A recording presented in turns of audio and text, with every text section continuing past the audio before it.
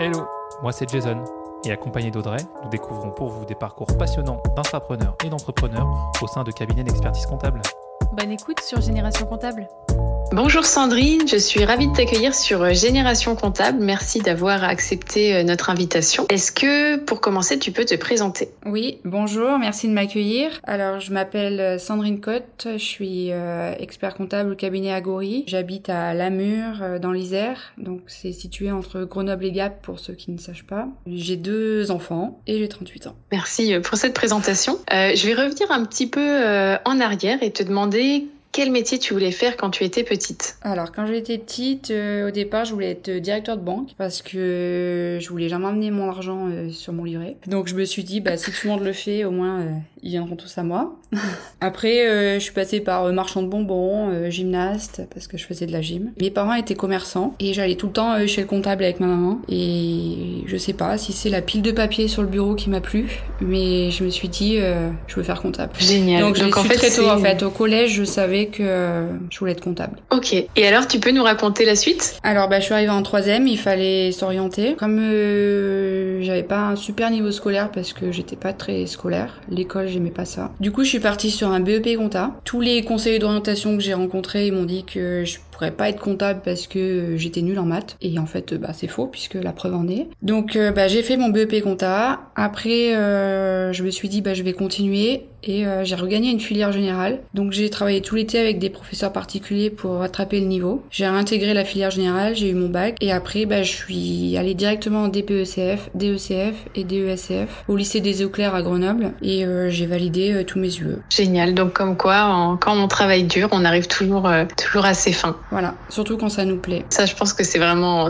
la clé. Et alors, tu peux nous raconter comment tu es arrivée chez Agori ? Alors j'étais en dernière année de DECF. En même temps, je voulais passer le DESCF dans la foulée parce qu'à l'époque on passait le DECF en septembre et le DESCF se passait en décembre et on avait le droit de s'inscrire. Donc pour passer le DESCF, fallait faire un stage en entreprise. J'ai postulé chez Agori. Ils m'ont pris en stage l'été pour faire mon stage de DESCF. Ça s'est bien passé. Quand j'ai été diplômée, je suis partie 1 an en entreprise et mon ancien maître de stage m'a appelé, m'a dit on cherche quelqu'un, t'es dispo? Et du coup j'ai dit oui. Et alors à partir de là, comment ça s'est passé? T'es revenue à quel poste? Alors je suis entrée en mars 2008 chez Agori. J'étais collaborateur comptable. Je suis arrivée en pleine période fiscale, donc il a fallu s'adapter direct. Et après, j'ai monté petit à petit les échelons. Donc j'ai commencé mon stage 1 an après, d'expert comptable. Après, en 2013, j'ai accouché de mon premier enfant. J'avais toujours pas fini. J'avais fini le stage, mais j'avais pas fait mon mémoire. Chez Agori, on a plusieurs sites au cabinet. Donc, on a Grenoble,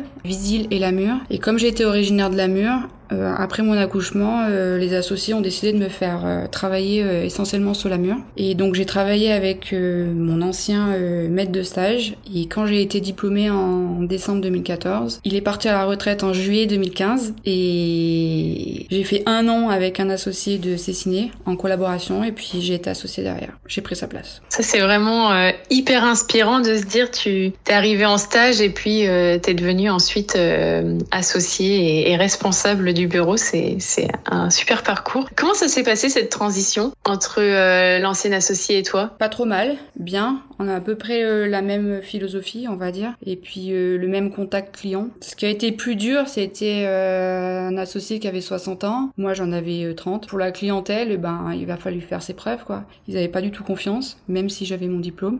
Donc il a fallu leur prouver que c'est pas parce qu'on est à une tête de jeune que on n'est pas capable. Et après la relation s'est faite et j'ai pas perdu de clients, quoi. Ils sont tous restés. Et bon, ça c'est super, mais je comprends qu'au début ça a pu chambouler un petit peu les clients. Et au niveau des équipes, comment ça s'est passé? Très bien, très bien. Je suis passée du côté de salariés à entre guillemets leur patronne, et ça s'est très très bien passé. Ça c'est génial. Et alors aujourd'hui, avec quelle typologie de clients tu travailles? Alors j'ai essentiellement des TPE, donc tout ce qui est artisans, commerçants, un peu d'industriels et quelques professions libérales. Après je suis située en milieu rural, alors je suis un peu généraliste, on va dire. J'ai pas spécialement de spécialité. Oui, tu veux dire qu'en milieu rural, on est amené à avoir plus de diversité dans les portefeuilles? Oui, parce que si on se spécialise que dans une catégorie de clientèle, ben on n'en a pas beaucoup, quoi. Alors soit c'est un choix, mais si on a une envie de se développer, on est forcément obligé d'être généraliste et d'être un peu bon de partout, quoi.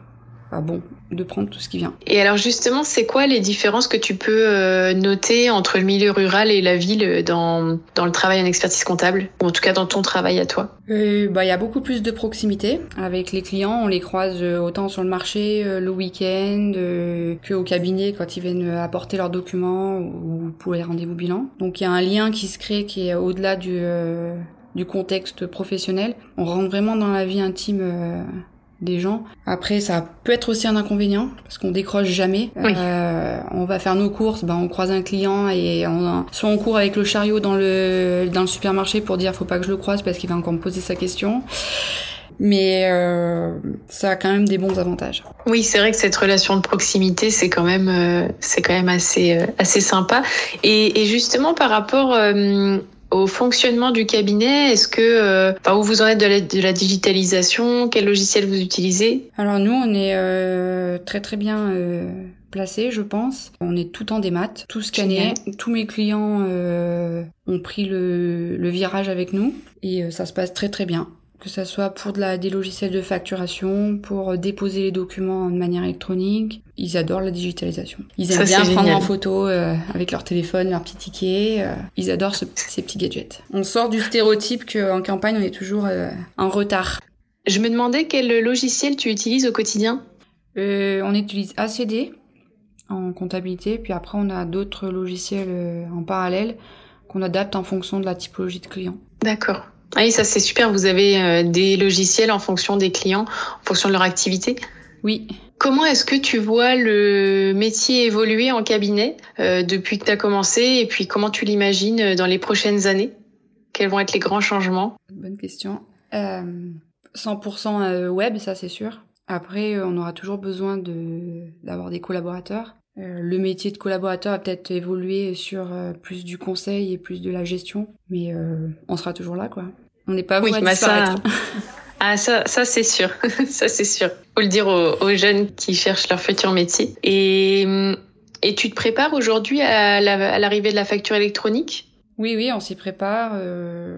On se forme, on a pris nos logiciels, on prépare nos clients, on est dedans. Génial. Oui, c'est surtout la partie client qui est importante aussi, ça c'est sûr. L'accompagnement, il va être énorme en fait. Il y a beaucoup de clients qui sont prêts, d'autres qui sont loin d'être prêts. Et notre rôle, ce sera de les accompagner, de les conseiller, les soutenir, leur dire que c'est pas la mer à boire, quoi. Oui, c'est ça. Ça va bien se passer et vous êtes là pour les accompagner. Et est-ce que tu as toujours voulu devenir associée d'un cabinet?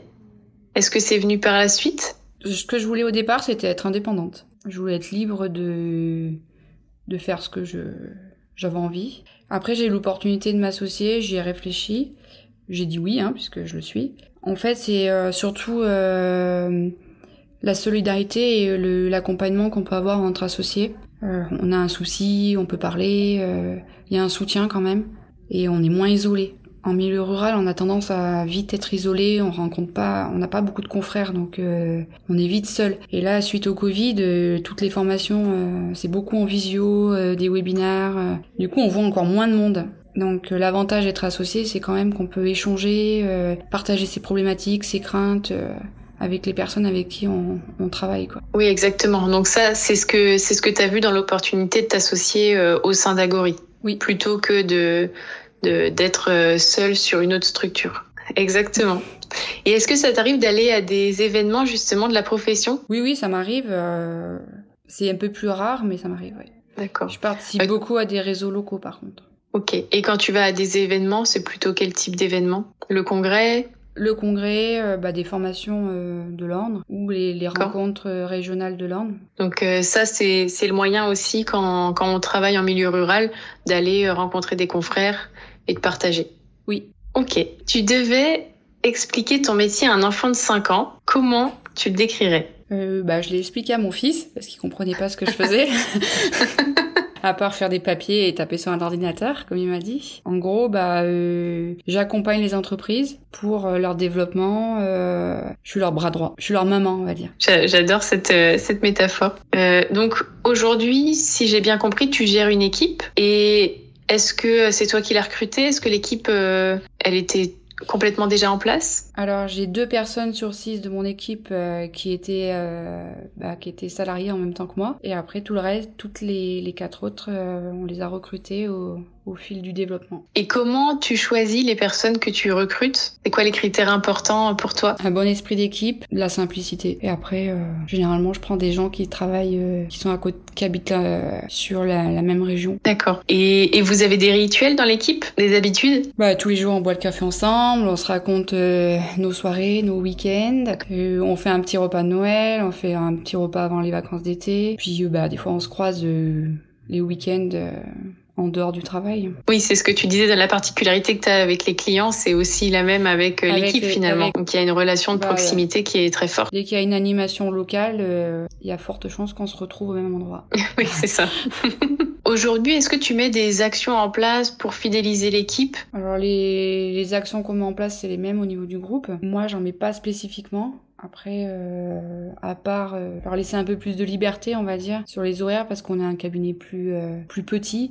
Donc un peu plus des horaires variables pour chacun en fonction de leurs contraintes. Mais sinon, non, j'ai pas spécialement de particularité. Déjà, les horaires flexibles, c'est une belle particularité. Est-ce que tu peux nous parler un petit peu plus d'Agory, au niveau plus du groupe? Comment Agory fonctionne? Qu'est-ce qui, toi, t'a donné envie de rejoindre Agory à la base? Alors Agory, on a un groupe avec plusieurs sociétés. On est 9 associés. On a un pôle juridique, un pôle social, un pôle gestion de patrimoine et un pôle gestion. Au niveau du groupe, on a toute une équipe d'administratifs, entre guillemets, qui sont là pour nous épauler sur tout ce qui est recrutement, communication, services administratifs divers, on va dire. Donc on est assez bien, je vais pas dire équipé parce que c'est pas trop le terme, mais entouré. Oui, vous avez les multi-compétences. Multi-compétences, puis on a un responsable pour tout ce qui est informatique, communication, on a une responsable, tout ce qui est secrétariat pur, facturation, on a des personnes qui font ça qui nous aident, qui nous épaulent. Recrutement, on a une personne. Oui, c'est ça. Vous avez toutes les compétences en interne pour gérer l'ensemble des domaines d'expertise. Tout ce qu'on n'a pas trop envie de gérer. Je parle pour ma part, moi j'aime beaucoup l'aspect commercial du métier. Donc faire de la facture, de la communication ou du recrutement, ça prend pas mon pied, quoi. Chacun son domaine. Et après, surtout l'avantage du groupe, c'est qu'on a vraiment j'ai vraiment des associés qui ont chacun un pôle de compétences et qui peuvent épauler sur chaque typologie ou prospect qu'on peut avoir. Oui, c'est ça, c'est vraiment complémentaire. Et ça s'ajoute peut-être aussi justement aux avantages et d'être associé et d'être dans un groupe, d'avoir cette multidisciplinarité. Totalement. Après, on reste un groupe à taille humaine quand même. Oui. On n'est pas une multinationale, on n'est pas franchisé, on n'a pas un réseau national. On est des associés où on s'entend bien, il y a une bonne convivialité, il y a un bon esprit, il y a de l'entraide, il y a de la compassion, voilà quoi, ça reste vraiment à taille humaine. C'est ça, vous êtes accessible. Aussi. On n'est pas indifférents les uns des autres. Oui, et en plus vous vous connaissez tous, vous avez peut-être aussi des journées où vous retrouvez. Oui, on essaye de faire des journées plusieurs fois par an pour partager ce qu'on vit, le futur, et après on fait des réunions tous les mois pour le quotidien. Oui, donc vous arrivez quand même à vous voir pas mal et à partager au sein, je dis au sein du groupe, mais c'est vrai que ça reste quand même un groupe à taille humaine. Oui. Aujourd'hui, si un jeune venait te voir pour te dire j'ai envie d'aller dans l'expertise comptable, qu'est-ce que tu pourrais lui conseiller? Qu'est-ce que tu aurais aimé toi avoir comme conseil quand tu t'es lancée? J'étais tellement en fond quand je me suis lancée que j'ai jamais réfléchi à ce que j'aurais aimé comme conseil. Mais je lui dirais que il faut travailler dur, mais que ça en vaut le coup, que les relations et tout le contact humain qu'on peut avoir derrière, il est énorme. On apprend beaucoup de choses de nos clients, on partage beaucoup d'émotions, autant du positif que du négatif. Et le métier, il est passionnant, quoi. Même s'il est dur, il est passionnant. Génial, merci pour ton témoignage. Et j'ai une dernière question. Je ne sais pas si tu l'as préparée. Si tu étais un compte comptable, lequel serais-tu et pourquoi ? J'ai réfléchi. Mon esprit curieux me dit que je serais le 471 parce que j'adore fouiner, détecter et savoir à quoi correspond telle ou telle chose. Et comme le compte d'attente, c'est ce qu'on sait pas, faut chercher. Super réponse. Merci beaucoup Sandrine pour ton témoignage et pour ce moment passé ensemble. Et je te souhaite une très bonne journée. Merci à toi aussi. Bientôt. À bientôt. Merci d'avoir écouté cet épisode. N'hésitez surtout pas à le partager autour de vous et à nous mettre une bonne note. Ça nous fera super plaisir. Et si vous recherchez un poste en cabinet d'expertise comptable, rendez-vous sur lamaconta.co pour voir les dernières offres d'emploi. Si vous avez des besoins sur le recrutement et la marque employeur, toute l'équipe de Lamaconta se tient à votre disposition pour vous accompagner. Nous sommes Jason et Audrey, cofondateurs de Lamaconta. À bientôt sur Génération Comptable.